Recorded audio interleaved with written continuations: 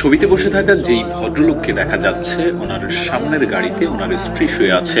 স্ত্রীর জানাজা হওয়ার কথা ছিল রাত 9টায়, কিন্তু উনি চাচ্ছিলেন না যে এত রাতে জানাজা হোক।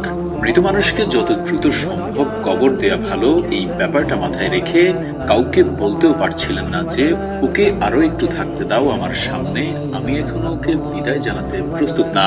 এমন মুহূর্তে ওনার ছোট ছেলেটি হয়তো বাবার মনের ভাষা বুঝে ফেলেছিল। তারপর পরিবারের সিদ্ধান্ত হলো জানাজা হবে সকালে। আরো কিছুটা সময় যেন স্ত্রীর পাশে থাকতে পারেন এই মানুষটি, যে সারা জীবন ভালোবেসেছেন এবং মৃত্যুর পরেও স্ত্রীকে একা ফেলে যেতে পারছেন না।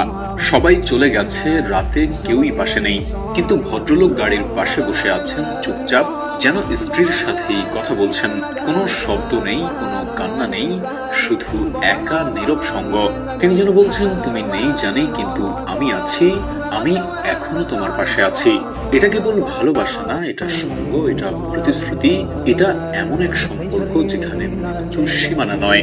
এই ঘটনাটা আমাদের শেখায়, ভালোবাসা মানে শুধু জীবনের সাথী হওয়া না, ভালোবাসা মানে মৃত্যুর পরেও সঙ্গী হওয়া, ছেড়ে না যাওয়া, পাশে থাকার অঙ্গীকার করা।